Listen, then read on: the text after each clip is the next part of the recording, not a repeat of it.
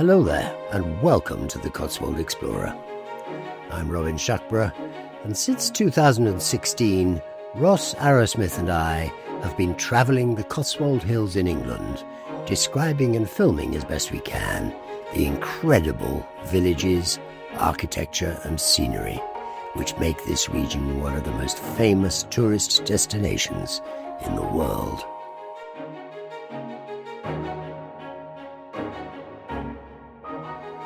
But we've been aware from the beginning that one of the most extraordinary things about this region is the number of great country houses there are, ranging in use these days between curated buildings run by the National Trust through grand hotels, communes, huge commercial enterprises, and of course, private homes.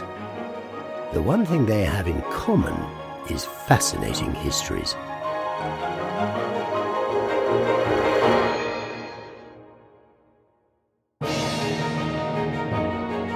It's always been in the back of our minds that we should try to include these amazing houses in our travels and attempt to show you how they came to be built, how they've survived the centuries, and what they do now to keep going in a time when their original purpose seems so archaic.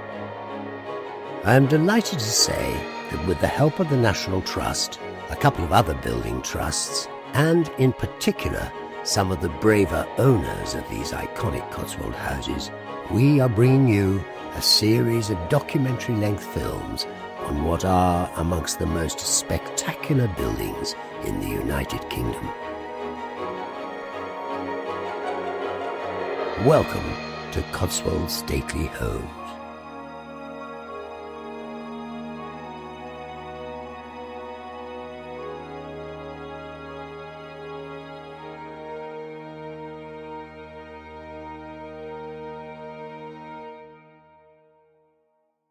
You find us today in Stanway House in the village of Stanway. It's quite definitely one of the most beautiful houses in the whole area. We're first of all going to go and meet the 13th Earl of Wemyss March, who owns this house and has kindly agreed to talk to us about it and tell us about its history. And then we're going to show you round. Come with me. From as early as 715 AD, this estate belonged to Tewkesbury Abbey. The story of how it came to be in the possession of the Tracy family, whose descendants still live here, guarding this wonderful place from the nastier elements of the modern world, is one of intrigue, luck, resilience, and determination. The abbots of Tewkesbury built a house here, probably more than just an administrative outpost, and there are certainly some remnants of that original building in what you see now. But the alterations and extensions that make up the complicated and extraordinarily homely house you see today were started by Sir Richard Tracy in around 1590, after the dissolution of the monasteries and the year his family acquired the freehold of the property from the Crown. Rafe, son of the Count of Amiens and nephew of Edward the Confessor, arrived in England in 1041. He was part of Edward's entourage and soon became extremely powerful. He became Earl of Hereford and acquired many estates, including Toddington, just a mile or so from here, and Sudeley Castle in Winchcombe. Within 25 years, however, the situation in England became extremely tricky, not to say dangerous. So how did Rafe's family, unlike almost all the landowning people in England, survive with their possessions intact the invasion of William the Conqueror in 1066? Well, mainly because Rafe himself had died in 1057. Lord Wemyss himself takes up the story. They were unusual. They were called de feudly at that point, right, in that they survived the Norman conquest, having acquired Toddington, which is about a mile away, in 1054. They survived the earthquake of 1066 because the head of the family was only aged 8 at the time of the Battle of Hastings, and he therefore didn't fight against William the Conqueror at Hastings, and that was a big black mark on your zapiska if you fought on the wrong side, and you were deprived of everything. Apart from that, his great grandmother was Emma of Normandy, who married into the English royal family and was William the Conqueror's great aunt. And so William the Conqueror was a sort of third cousin or something like that, and that probably helped. Yes. So they kept Toddington through the conquest. And the Toddington, there's a big house at Toddington still, and was that built by them? No, still built by descendants. It was of that one. Descendants of that, Yep. of that family. In 1136, the Toddington branch of the de Sudeley family took the name of Tracy from their mother, Grace de Tracy, and became one of the extremely few pre-invasion families to keep their estates. The Tracy family were also descended from Sir William de Tracy, one of the 4 knights who in 1170 crossed from Normandy to kill Thomas à Becket, the Archbishop of Canterbury. You remember that King Henry II is supposed to have posed the apparently rhetorical question, "Who shall rid me of this troublesome priest?" Whereupon, quite probably to the regret of the king, his loyal knights did just that. As punishment, the Pope sent William on a 14-year crusade and condemned him to a lifetime of prayer and fasting. But his family were proud of his moral courage and adopted the scallop shell, the symbol of pilgrims, as their crest. The next hurdle in these turbulent times was the Wars of the Roses. In 1461, the de Sudeley family at Sudeley Castle ran into problems. Your connection in Sudeley is now no longer, I take it. The family who, at the time of the Norman conquest, were called de Sudeley. Right. They owned Toddington and they owned Sudeley Castle in Winchcombe. Right. And then at some point they split off. Toddington went one way and Sudeley Castle went another way. And the branch that kept Sudeley Castle got done in the Wars of the Roses. They got expropriated in 1461, I think. Yes, I see.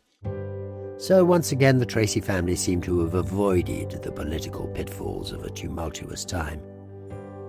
However, this run of good fortune was to have a serious hiccup in the early 1500s when Sir William Tracy met with William Tyndale and was convinced by the teachings of Tyndale, Luther and Latimer.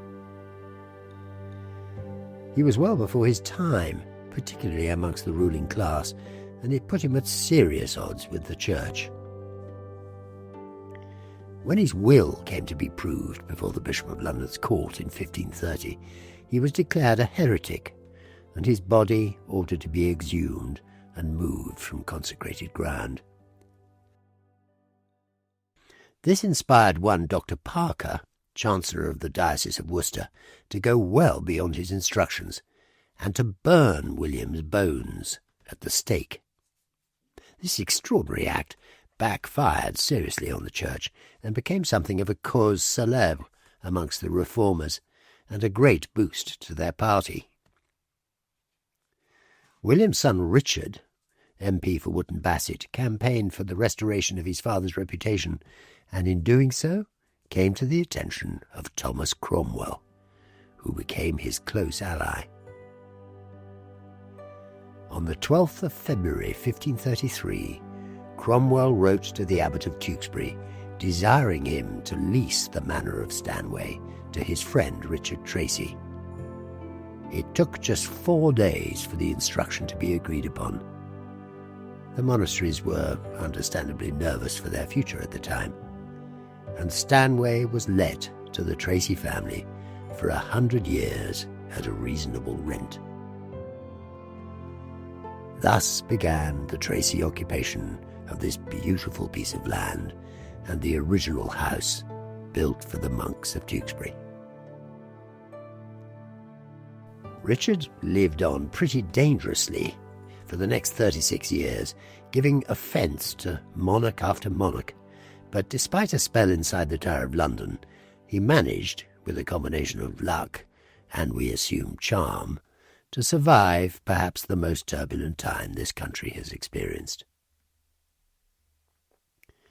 Cromwell himself was discarded and executed by the psychopathic Henry VIII, despite brilliantly managing the king's affairs for many years. A story told in the television series Wolf Hall. They came to film part of the series at Stanway. Surprisingly, perhaps, I'm told the film company and crew had absolutely no idea of the close connection this house has to their hero. When Tewkesbury Abbey was dissolved in 1539, the Crown, of course, became Richard's landlord, and it seems that his son Paul managed to negotiate a deal to buy the freehold of Stanway, probably in the last decade of this dangerous century.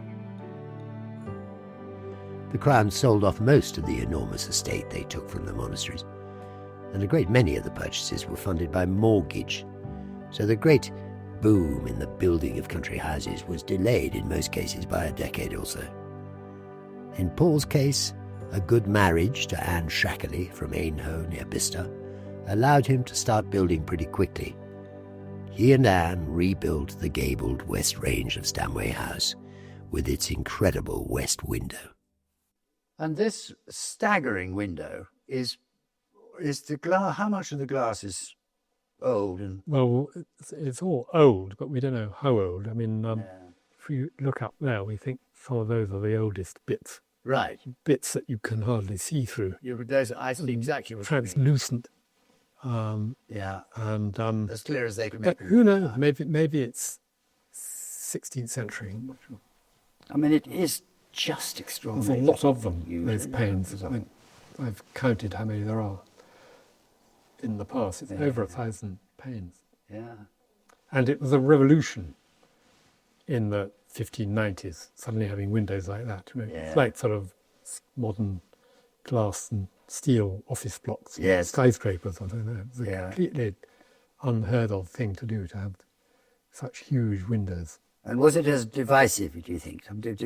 Did some people love it and some people hate it?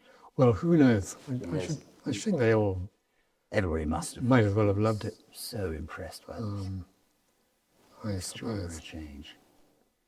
And then there was a minstrel's gallery up there, which Right. they played. It was still there I think it's still there in the 1820s. Right. They filled it up and made it into a bedroom. I see. And it has a staircase, then it gives. You've got to just up the main staircase through the back. And then they just left that little window there that you can open and look out of the bedroom into a hall. Yeah. It is a fantastic room. I can just imagine with a roaring fire and just absolutely wonderful. It's a good idea to have a roaring fire. And you see this panelling here is Yeah. 1850s. Right. And it used to be all the way around. They took it off in 1950. Right. Made the room a lot less gloomy. Gives it lighter because it has a very dark. And then these tapestries were brought down from Scotland. They fit it very well. In 1626, his son Richard inherited the house and built the absolutely beautiful South Range.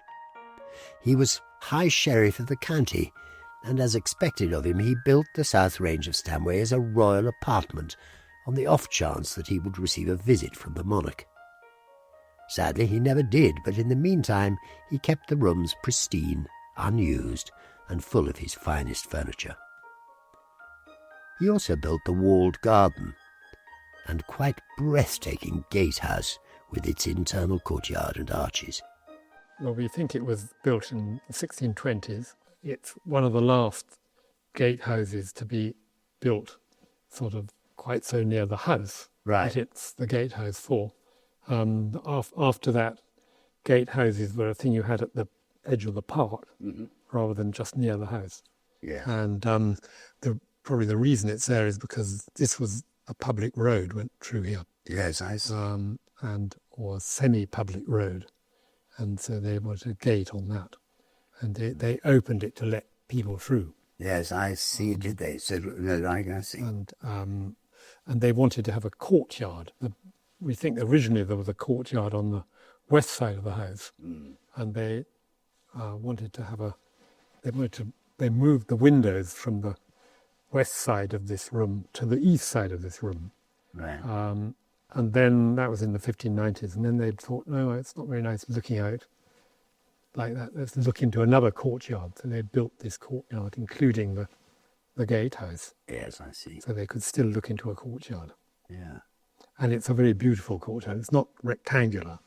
You know, that building's at an angle to this one, and then the church is at an angle to it, and then this wing is at an angle to the main block of the house. And avoid at all costs right angles. Symmetry. Yeah, symmetry. Absolutely. Well, it is a beautiful building. Do you use it still, or is it? Do we use it? Yeah. We use it when there are parties. It's sort of overflow accommodation. The hugely disruptive civil war in the 17th century must surely have given this family some problems.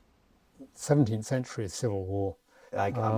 We were on the royalist side. Yeah. And the head of a family fought at the siege of Gloucester, Right. and the siege of Cirencester in 1644, and they wouldn't fight outside Gloucestershire. No, they were very happy to fight for the king in Gloucestershire. The minute it got over the border into Warwickshire, that was none of their business. Yes. I think a lot of families thought like that. Yeah. And so they were on the wrong side. The house was not defensible, unlike Sudeley, which was a sort of Big fortified exercise and was knocked down largely by the Cromwellians.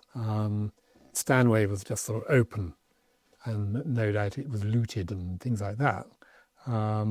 But the family had to pay a fine to sequestrators to not lose it. Right. And they had to pay £1,600, which was a colossal sum of money. Huge sum of I don't know how they found it. They must have sold land elsewhere or something like that. Yes, I see. After the war, Humphrey kept his head down and died without further catastrophe in 1657. His successors over the next 20 years were his two younger brothers, on whose demise the male line of this Tracy family came to an end, and the estate was left to a remote third cousin, Ferdinando, the youngest son of the Tracys of Toddington. It was in 1709 that John and Anne Tracy came to live at Stanway and began the planning and eventually the layout and building of the outstanding gardens. Lord Wemyss takes up the tale of how the Wemyss family came on the scene and how the gardens were built. In 1771, Right. we married somebody called Susan Tracy, who was one of the two girls who were going to inherit Stanway. Right. She was the younger sister.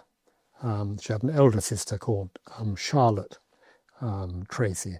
Yeah. And we chose to marry the younger sister in 1771. The older sister got married a bit later and had no children. She married somebody called Lord Hereford and had no children. So as it happened in 1817, when she died, we inherited Stanways. But it was very prudent move to marry the younger sister, who was not, in the nature of things, the heiress. And they must have sized her up very carefully. Yeah. And sized the elder sister up very carefully. And the reason I think they particularly went for these girls was that the landscape here had been redesigned on Masonic principles in 1750. This marriage was in 1771. Yes. And the pyramid at the top of the garden had been built in 1750, very much on sort of Masonic Pythagorean lines, Yeah. by somebody called Thomas Wright of Durham for Robert Tracy, and the ancestor who married off his son to Miss Tracy was very much into that sort of thing. He's Grand Master Mason of Scotland at one point, and he built a mausoleum in the 1790s, which included all the same ideas as are in the pyramid here. So it was a sort of marriage of Masonic minds. How interesting, because there's a way in which the trees are planted up there, isn't there? That's right. They're clumps, and most of them are hexagons, with one tree in the middle and 6 around the outside, which gives you a lot of equilateral triangles, and they point at the other clumps. And then there's another lot of clumps which are triangular, with trees in the middle of each side, which are tetractices, which is another favoured Masonic symbol. Right, I see. Okay, so that is the connection and why the Scottish and English families joined. Yes, I see. And also, Miss Tracy's mother was a Douglas Hamilton, which was Scottish, and so we would have known. So there was a connection. The family through the Hamiltons. Yes, I see. Yeah. Okay. I'm the gardens. We start talking about them. They were designed as they are now by Charles Bridgman. Charles Bridgman, we think. Now, it's interesting this because I know that I've seen comparisons between this garden and Rousham, which is interesting. Because we've been to talk to Cotswold Dormer about his, and he talks about his garden being designed by Kent, and I'm presuming that Kent must have been a protege. Is that right? I mean, Bridgman was the most famous garden designer of his time. His era. And so I'm sure Kent would have been happy to be his protege. Yeah. And Bridgman did work at Rousham. Yes. He built a cascade there, and which is not very big, but it's nonetheless a cascade. And then Kent took over the work and did a lot more. And built appeal to the house and all that kind of stuff. He was a slightly less good architect, I suspect. Right. So Bridgman, we think, the family here went to stay at Great Tew, which belonged to cousins or uncles or aunts and things like that. And then they went over to Rousham to visit it and admired the cascade built by Bridgman. And then they came back here and built a much, much bigger cascade. I think the biggest in the country, probably. I think it almost certainly is. 600 feet long. Hugely long. This is creative for you and interesting. Are you planning on ever trying to restore that? If somebody gives me £1 million, it's £1 million. I'd be delighted. So that sort of. We ought to be able to find it for you. Well, I hope. It would be wonderful, wouldn't it? In Lord Wemyss's words in his admirable guidebook to Stanway, a copy of which I highly recommend you buy if you come here, which of course you must, Stanway slumbered peacefully for a century after 1750, being rudely awakened in 1853 by Francis, 9th Earl of Wemyss. Francis was one of the great masters of foxhounds, in the era when fox hunting was becoming the topmost English sport.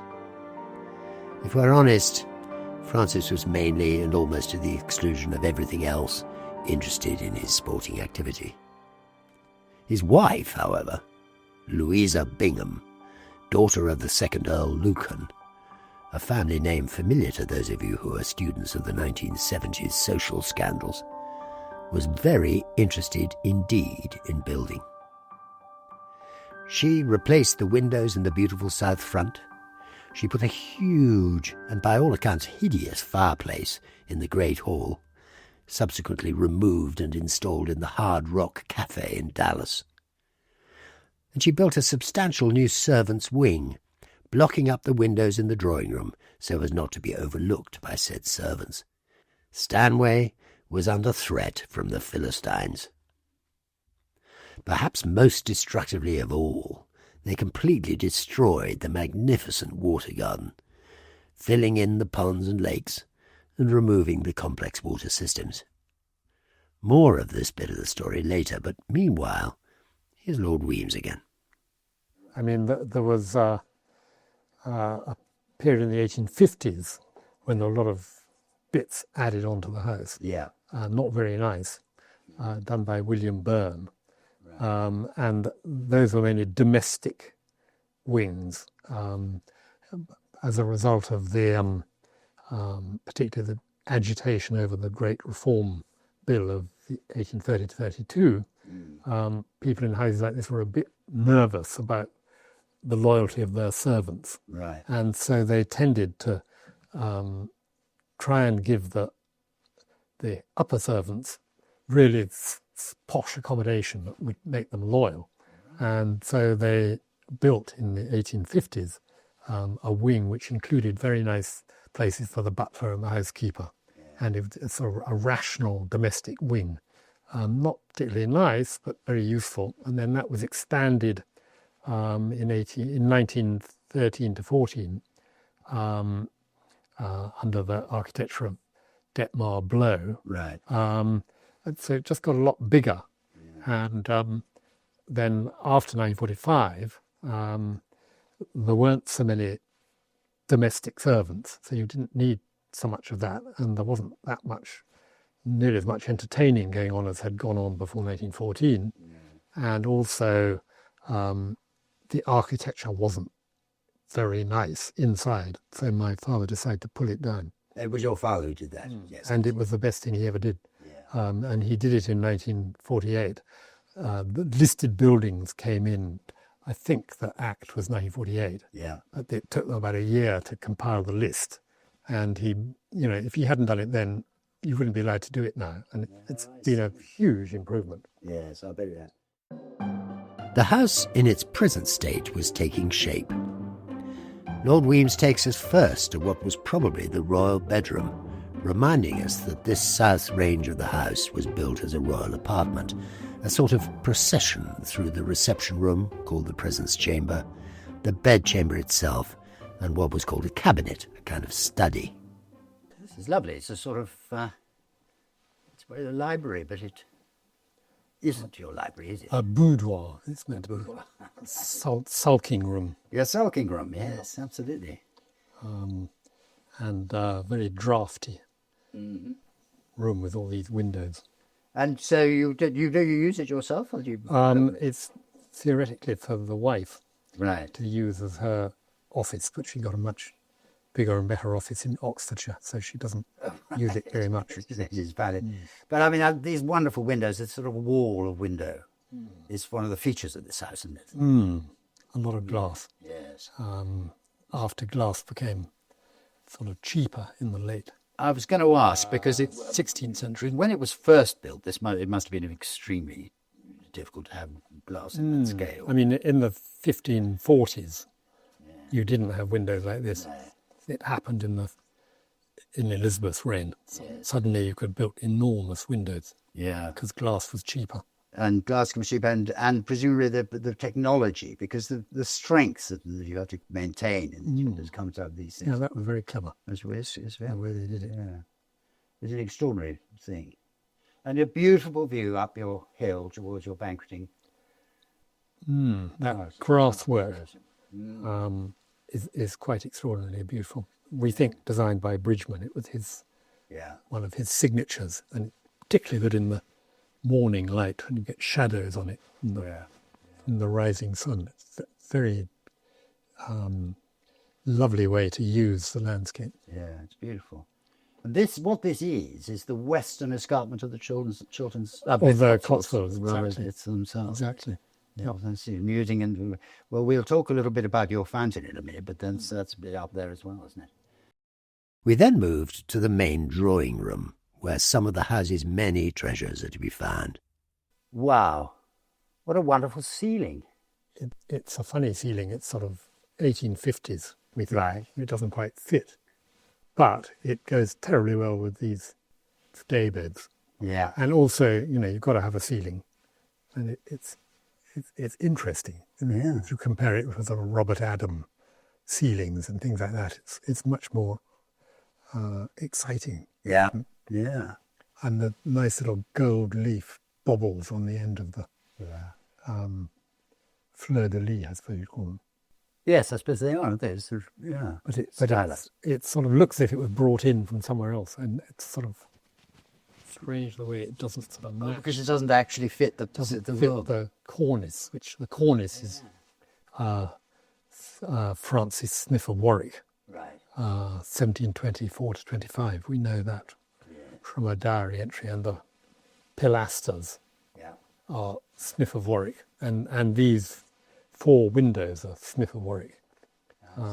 He's a relatively little known architect, but everything he usually did alterations to other houses that he hadn't built, sort of thing. Yeah. But everything he did was sort of magically well done and beautiful, and these windows are absolutely extraordinary. They had a wonderful light touch on that's, you know, they are beautiful. And they were put in again in 2004. We got listed building consent to put them back.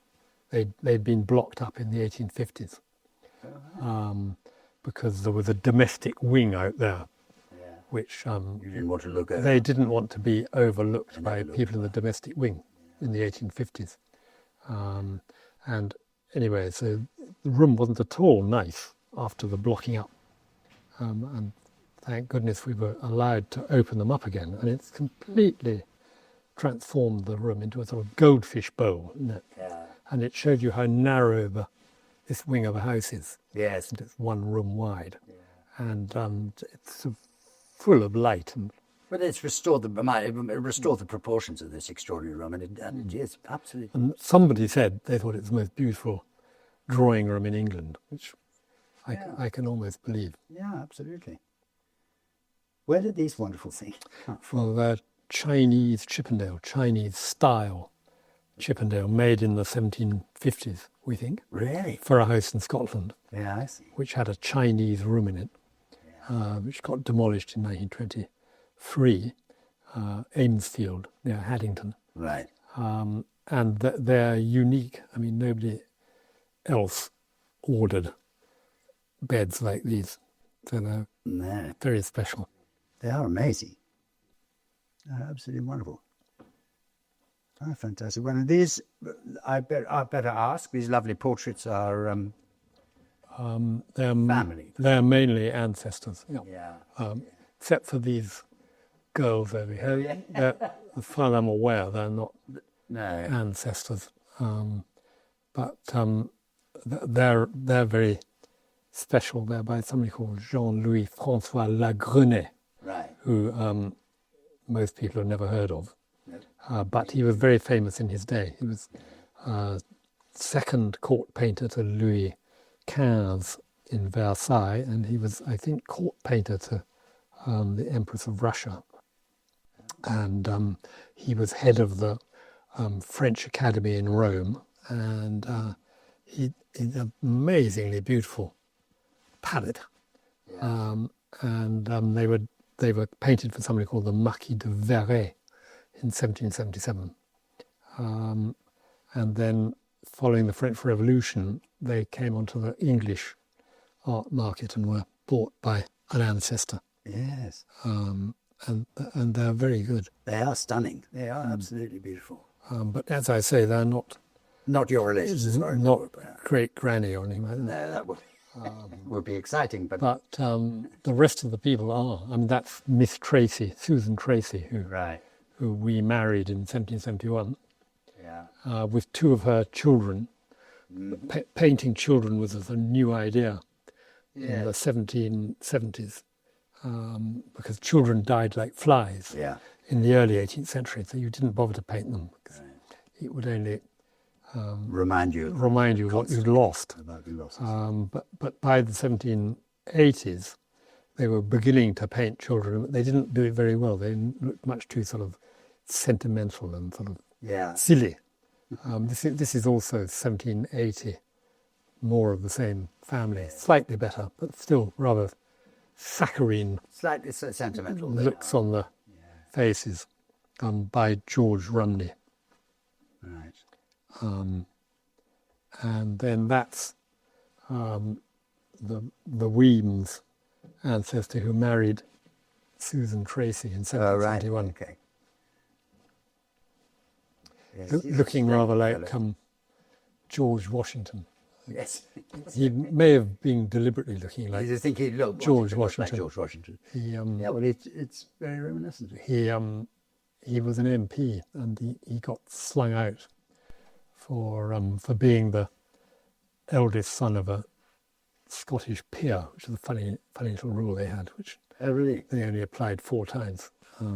But the reason they were keen to sling him out was he'd taken the wrong line on the American Revolution. I think that he was slightly against the government's policy of trying to suppress the Americans. Yes, I see. So that might be why he looks like George Washington. Well, he was an enlightened individual. Well, if that's the right word, isn't it? Turns out.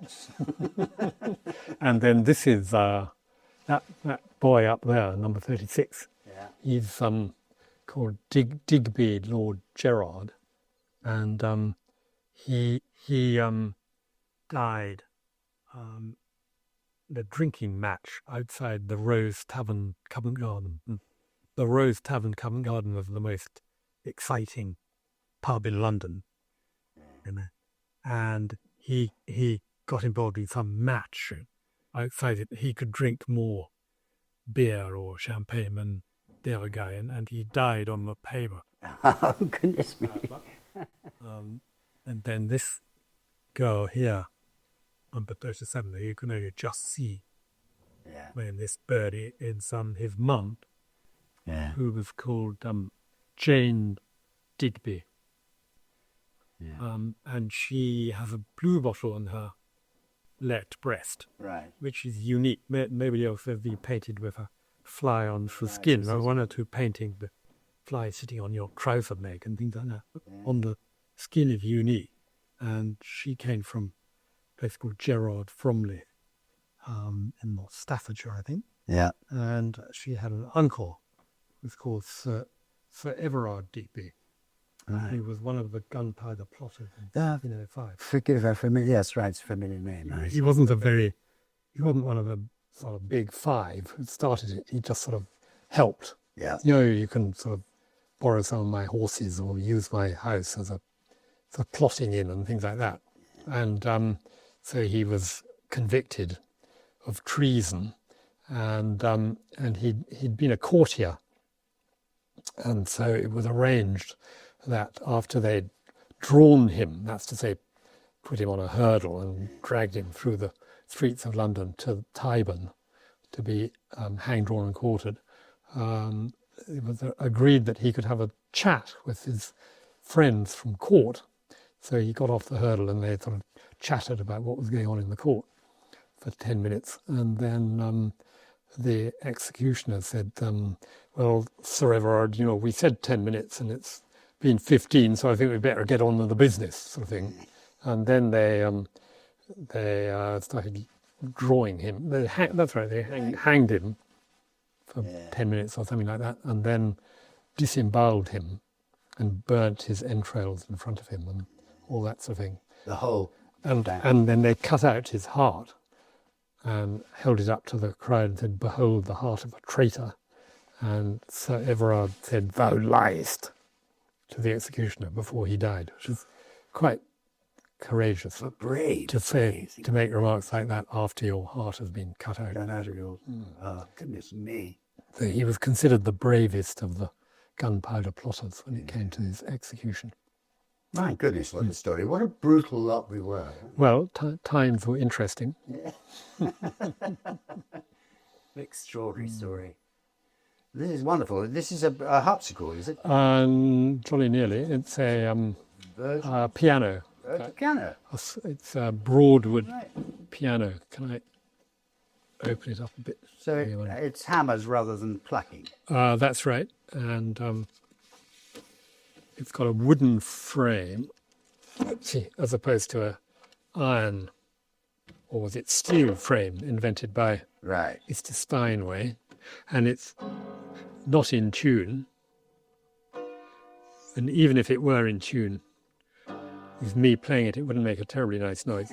But it's Broadwood was the greatest piano maker in Europe, Right. and funnily enough, he came from Berwickshire, I think from somewhere very near Coburn's Path in Berwickshire, and went on to world fame. And he gave one of these to Beethoven. Beethoven was very deaf, and the only way he could hear his piano was by putting a bit of wood on the sounding board and hitting the keys very hard to just hear what was going on. So Beethoven's Broadwood, all the strings were broken because of all this banging. It was an awful mess. But they all have a number, and I'm not quite sure how near to Beethoven's in number this is. It was made in 1810. Right. And it was you had to tune them once a day for a year in the factory before you sold them because of the wooden Because it all moves frame. so much. And then they go into houses where the temperatures are not quite so static as they are in this house, and they start bending all over again. Right. Well, luckily we don't really have much central heating. No, here, quite. so It's it's good for pianos. Much better for me. And then there's another similar Broadwood square piano over there.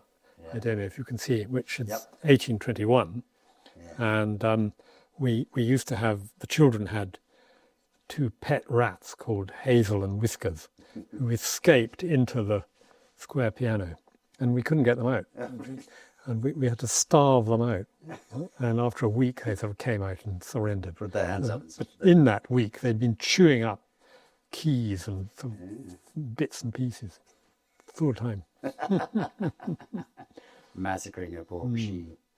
Well, I'm fascinated by instruments of this kind. My father was a clavichord maker and a harpsichord maker after he retired. Really? And his instruments are all over Oxford. He didn't do it. He tended to donate them to people. And, lovely thing to do. It was fantastic. I have a clavichord of his. It's the beautiful painting on They have a sort of thing like a screwdriver that hits the key. exactly, a little flat thing which hits the key, little metal thing, and he made everything. He was a frustrated cabinet maker. He became a diplomat, and then and when he retired, which they do rather early in the Foreign Service, 60. Yes, exactly. He started. He did an apprenticeship with Tom Goff, who was at that stage the leading clavichord maker in the country. Right. Do a lot of people play clavichords? There are very few, but anybody who wants to, in a house that it's really best not, you disturb everybody with the piano. With the clavichord, you can. Right. So my mother, for example, had one in her bedroom which she played, and that's the one I now have in my. And you play it also? I wouldn't even credit myself with that. I tried. I used to when I was a child, but I don't anymore. Right. I mean, we up in Scotland, bought by the same person who bought this, I suppose. We've got a claviorganum. Oh, right. Come across? No, I haven't. No. It's got a harpsichord on top, and then the sides have been filled in, and there's an organ underneath it, which can be played either separately or in combination of the harpsichord, or the harpsichord separately. The whole orchestra. And we're just having it restored at the moment, which is very exciting because it has to have a lot of work done to it, and you're used to pump it. It's quite difficult, sort of playing an organ and pumping it. But now we're getting a little blower to pump it, which would make a much better noise, I think. Continuing down the south reach of the house, we come to the Great Hall, which was, during the current Lord Wemyss's childhood, the centre of family life in his grandparents' and then his parents' house. I asked him how much part of his childhood this place really was. Came and visited my grandmother and step-grandfather. So 3 or 4 times a year. On your best behaviour, so to speak. So not taking running riot. She was she liked things in order, Everybody was formidable. Sitting up straight and things like that. Yes.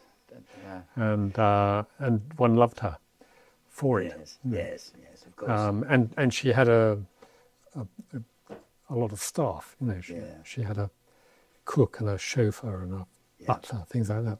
The whole so it was sort of very nice place to come and stay. Yeah, I'll bet. We've already heard about the extraordinary window, and now we hear of other treasures and family traditions. That's the shuffleboard, yeah, which we think is 1620s. And it's nearly 23 feet long. Right. And this bit of wood is heartwood of an oak tree. And, you know, Yeah. heartwood is the middle, where it isn't pale. And there can't be many oak trees knocking around that you can get this bit of heartwood out of. Quite extraordinary. And I'd say if you look closely, you'll see there's a scoring line. You take these bits up to the far end, and you shovel them down the table like that. To get as close as And possible to that line. Get over that line, and then you I get see. 1 You point. need to let your If eyes you get over that line, you get 2 points. see. Right. If you get in there, you get no points. And this line here, it's scored on the underside of this bit of wood as well. Yeah, really. So after playing for 1,000 years or something, you wear out the top, flip it over, and you can play for another 1,000 years on the bottom. That's sort of Absolutely. forward thinking.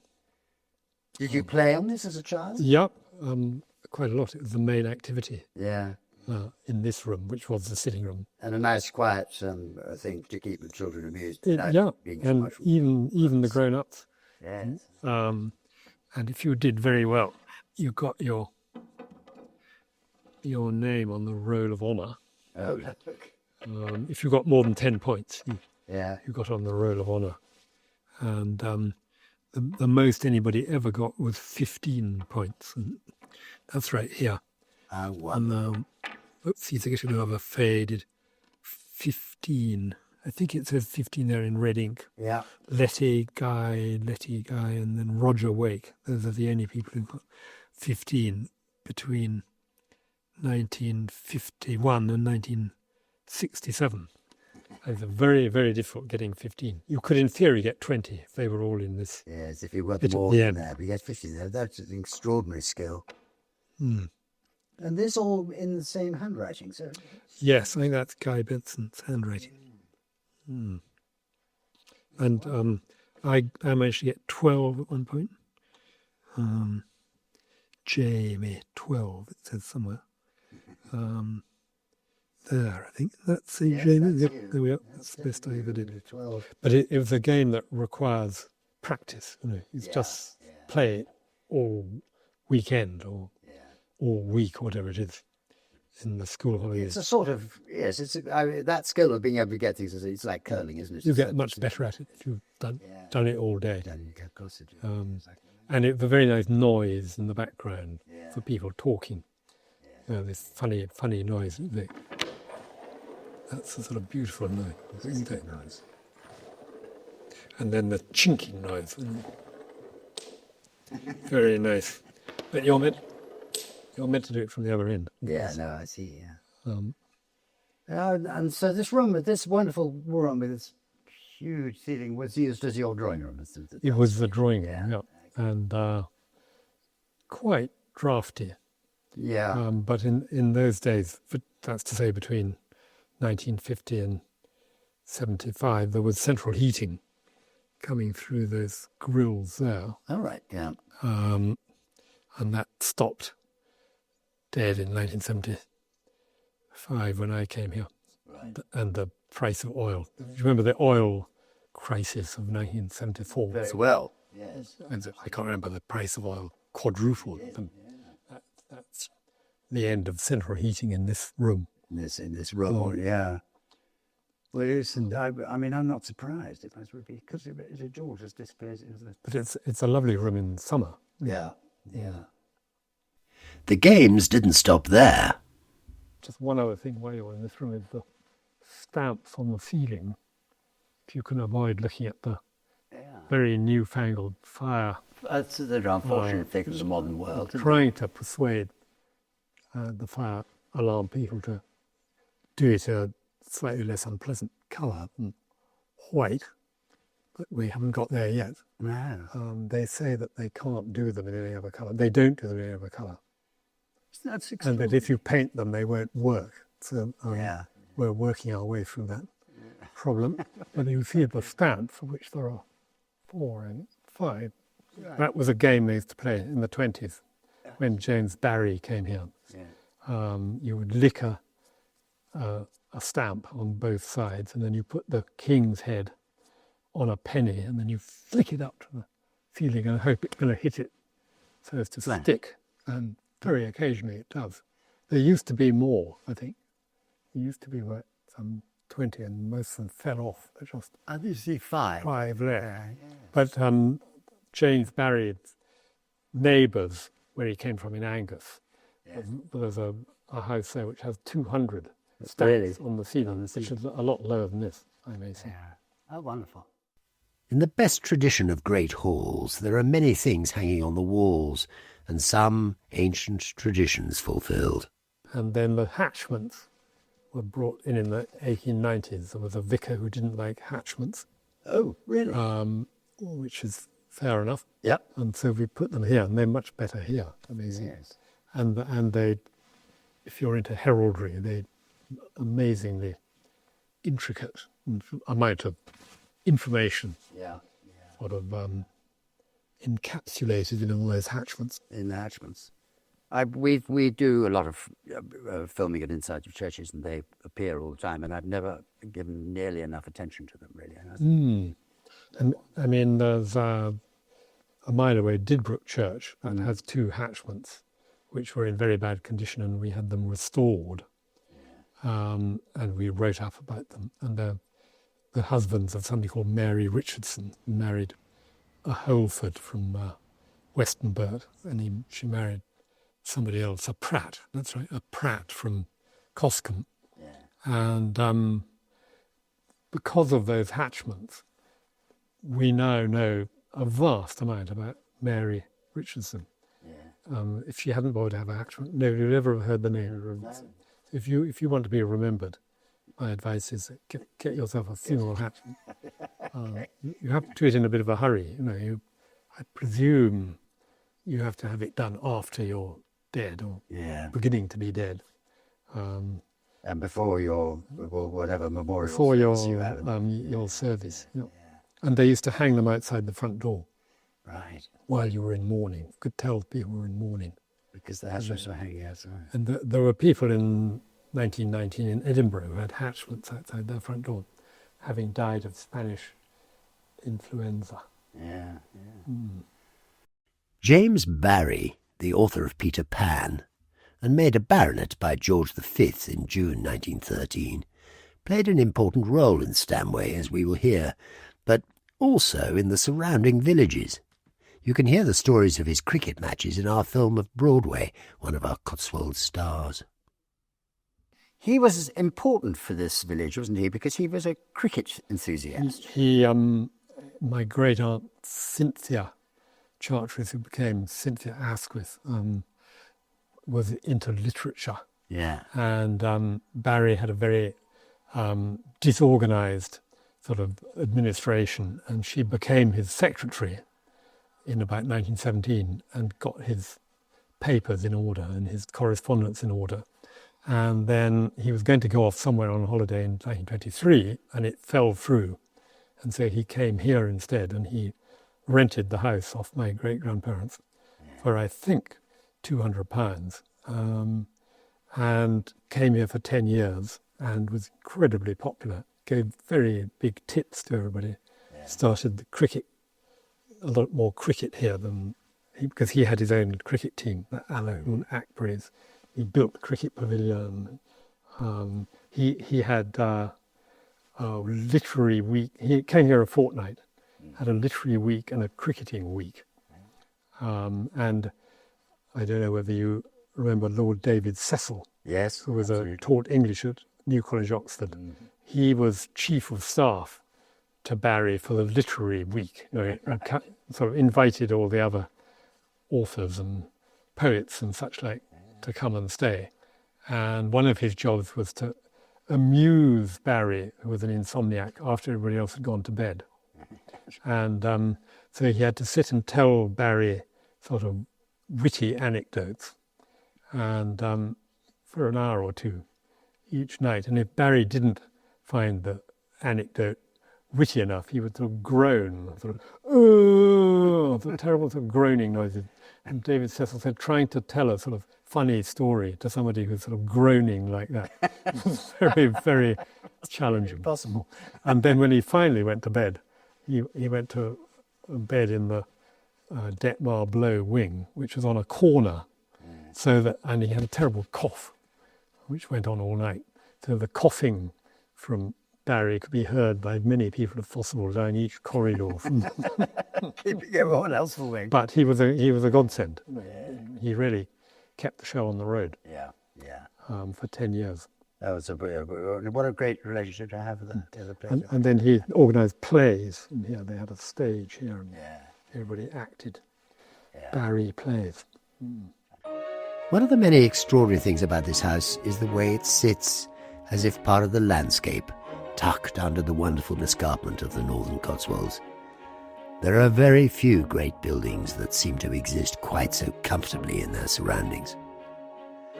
The beautiful barns, welcoming arches leading to courtyards where it's impossible not to hear imaginary clattering of horses' hooves, and where you expect any moment someone to appear in Elizabethan clothes, calling for the groom. It's well worth knowing that one of these beautiful barns has been kitted out as a stunning canvas on which to build a wedding or any great celebration. My own sister tells me of a wedding she came to here at Stanway some years ago, which she insists was one of the most full of wonder of any she's attended.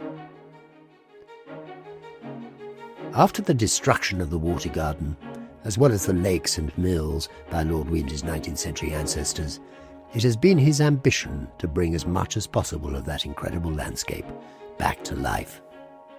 The soft undulations of the lawn, rising up the first few hundred feet of the escarpment, were still intact, and I think are the most stunning pieces of grass landscape I've ever seen. But now it is clear where the huge cascade used to run. The mill, whose praises I can't sing loudly enough if you're a bread freak like me, is fully working and open on one day a week to buy flour. Check out their website. The header pond and the canal have been restored, and a fountain, the tallest gravity-powered fountain in the entire world, creates fantastic shapes and rainbows in the sky and against the breathtaking green slopes of the lawns and hillside.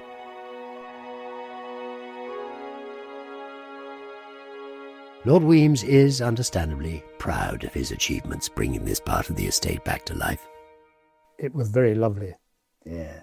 And sort of known to be so when I came here 48 years ago, I think it was. Right.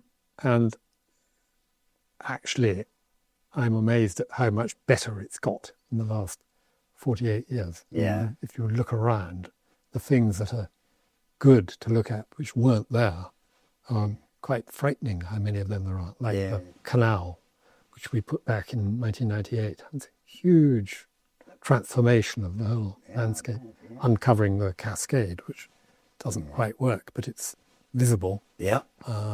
Putting back the pond behind the pyramid, also in 1998, adding the fountain, and then adding a lot of trees in the right places, and another pond down by the Tide Barn. There's enormous number of ways in which it's got more beautiful. You put that pond in yourself, did you? Put it back, with yes. the wonderful swallows. To have been taken away in 1860 or something like that. Yes, I see. So amazing how you can get a nice place and make it even nicer. And make it nicer if you work at it. Yeah, I bet you can. I noticed a wonderful and obviously extremely ancient Wellingtonia, I think, isn't that? Well, 1853, I think. Right, yeah. There's a photograph of it, sort of 2 feet high, surrounded by rabbit netting. In the late 19th century. They were discovered in 1852. Oh, right. In Western Canada, or Oregon or something like that. Yeah. The year the Duke of Wellington died, so they were called Wellingtonias, and then they came onto the market in 1853, and a lot of people planted them. We planted at least 10, I think. Yeah. They have that lovely soft bark, and do you get lovely tree creepers when Not aware birds? With the birds, The birds. sure, birds. Yeah. Bark you can punch. Yes, exactly. Yeah. It's great. It's a great tree. We couldn't have hoped for a better house to launch our new series on great homes in the Cotswolds. We will follow the stories of many homes in the region, examining all the different ways in which they've been preserved and maintained. I really hope you've enjoyed our little trip around Stanway House. It is the most extraordinarily beautiful place, and of course it's a real privilege to be given an insider view of it. Don't forget to subscribe to the channel. You can find us also on all the normal platforms. And we will see you again very soon, somewhere else in the Cotswolds.